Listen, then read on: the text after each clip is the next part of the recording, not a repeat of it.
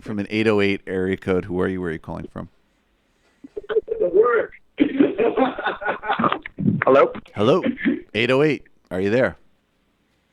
Hello, can you hear me? Yep. I guess not. Yeah. Sorry about that. You're on. You're on. Hello. Oh, shit. Hey, guys. This is Sebastian from Hawaii.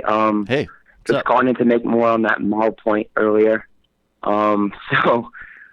Basically, when it comes to protracted people's war... Sorry, what point earlier? I think he's talking about Mao. Oh, Mao. Okay. Yeah. All right, go ahead. Yeah. So when it comes to protracted people's war, it's actually applicable not just outside of like agrarian societies and such. It's basically establishing hegemony or counter-hegemony against the society that you're in. Mm-hmm. So it's kind of like what that previous caller said when they mentioned the Black Panthers. It's building a base of support. And also when you mentioned that it's kind of a vanguardist movement, that's actually the I guess you could say the evolution of what Maoism versus Marxism-Leninism is, where it isn't a vanguard movement, but it's it's called the mass line, where they send out, well-educated or very enthusiastic revolutionaries amongst the people to teach and also learn from, and then they build the party line to fit the needs of the people. So yeah, I mean, I'm aware of that, but in practice, that's still a little bit of like a rhetorical game. Like there is a vanguardist element to it now, and I think, by the way, I don't think some form of vanguardism is ever completely avoidable. The other thing I have to say with Mao, and we're gonna have to also get in the Stalin category here too. Like the other awkward part about ignoring Mao's record is killing millions of people, and occupying other countries. Landlords. Sorry. I mean, I guess with landlords that's all right, but you think he? No, I think with the great I do. There's no responsible scholarship that suggests otherwise. I've read people who, have a very committed reading of Mao, and I'm not saying even that it was pernicious or intentional, but there's no doubt that the Great Leap Forward and those policies killed millions of people. And there's also no doubt that, and one doesn't need to have an idealized version of Tibet and think that Tibet was some enlightened meditation kingdom to think this. Of course it wasn't. But they did invade and occupy and actually viciously wipe out a lot of people in Tibet. So the record is not great. And the Cultural Revolution, not great. I mean, really interesting, fascinating to read about, huge human toll. A very big human toll. Not even to brush that aside. The thing is, though, is that a lot of people, they hear these words Marxist-Leninist, Maoism, they assume that the people who read these tendencies worship those people whose names are attached to it. No, I don't worship. I don't assume that. I don't assume that. Yeah, the thing is, all the people who've come before us, they're the shoulders that we're standing on. They're the teachers that we can learn from to see their mistakes, but also the successes that we could build a better communism for the 21st century. And I think it's also I agree with all of that. I'm sure that there is something that we can learn from Mao. I'll admit I haven't read much Mao. I'm not as educated on it as you are. And I also agree that we should not be tethering ourselves to the historical tendencies of the past for the very reason that you just said, right? None of them have, they've all got problems. And we do need to build a better version of communism, socialism, whatever for the future. And that's why I hesitate to even call myself, I call myself a lot of things as a shorthand, but we almost need a new name for whatever it is that we are, because we're not the Maoists of the past, right? We're Bernie Kratz, go fuck yourselves. I had a Maoist beachhead in Vermont. But also, do you think ideas? I'm just asking, because the other thing, I don't know if three world theory and third worldism holds up particularly well. I don't know. I don't think so. Well, that's not all Maoists, though, right? Well, that is Mao. I can't say for all Maoists. I just know about Mao. Yeah, like most people outside of that Jason Unruh asshole, like they don't even uphold any of that shit. Like, I don't even bring that nonsense up. Yeah. Let's stay away from that. Yeah, that's just silliness. Yeah. yeah. Look, I'm sorry. No, but like, I mean, go ahead. I didn't mean to throw all people who identify as Maoists under the bus in any way, shape, or form. There's certainly a strain of dumb left people who certainly identify that way, but like, not all Maoists. We had on Brett from Revolutionary Left Radio on the Antifada not that long ago, and he's a Maoist, and he is amazing, and I love him. We didn't really get into Maoism on that episode, but maybe next time, because I would like to learn more, honestly. Smart guy. Yeah, we've got a lot of good content on all the tendencies on that show, so I definitely recommend it for everyone to listen to. Do you consider yourself a Maoist?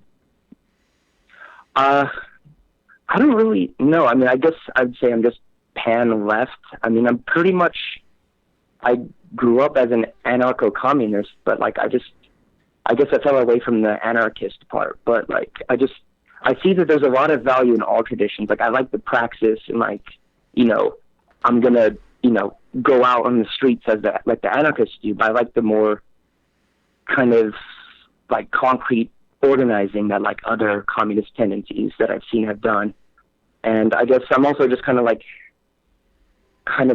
reliving what my family kind of ran away from, because they kind of, as they say they escaped communist Poland, but like I asked them their side of the story, and then I asked like my family, and like I feel like that entire facade of like the anti-communist shit that they raised me on has kind of like crumbled away. And I just see like they like, yeah, shit fucking sucked.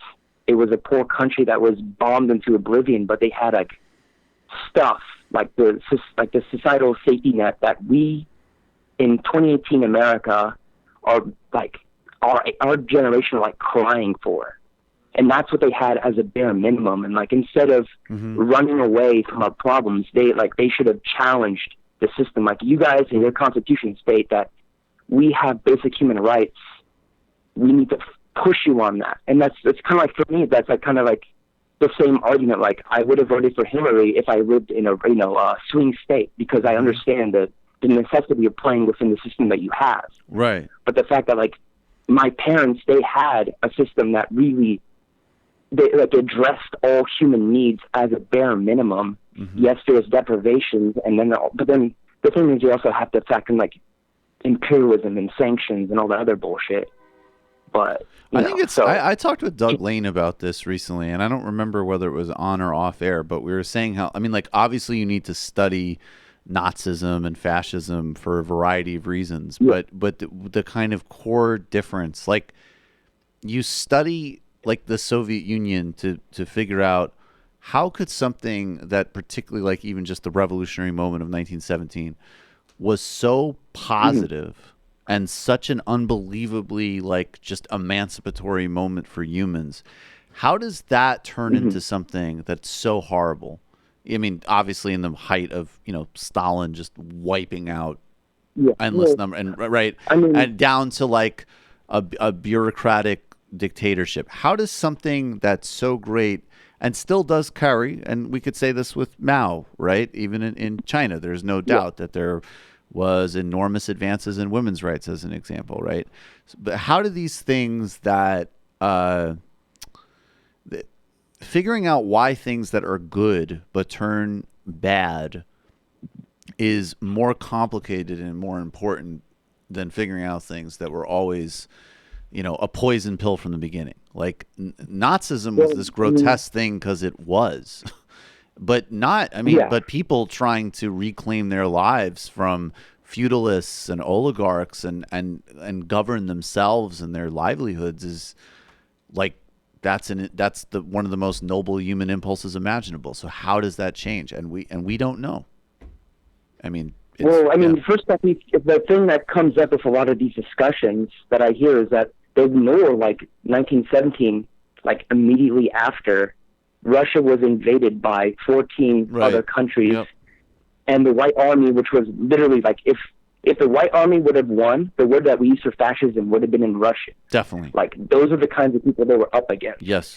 And the fact that the Bolsheviks, like, they had, they had the Mensheviks, the left Mensheviks, and, like, another group, those people basically, at the time of revolution, were basically trying to undermine it all. And around that time, that's when Lenin was like, okay, there's no more party opposition, because we are literally fighting a multi-front war against, like, all these imperialist powers. We got to get shit done. And the thing is, like, you know, he brought about, like, a lot of, there's positive reforms, there's also a lot of negative shit, but, like, the thing is, all that shit is, in all things in history, it's why we call ourselves materialists, is that all ideas and all situations are born out of the context that they come from, obviously. So a lot of these things were born out of necessity. Conclusion, shut up, Mom. I'm just kidding. Yeah, kind of. Yeah. My mom is, Thanks for the call, man. I think Jamie's got to tee off on. Love you back. I'm gonna let you go, but I know you had. Go ahead. Oh no, I just thought that was a very thoughtful summation of things that I also believe. So it was a good call. Keep up the good work, everyone. Sebastian did a good call.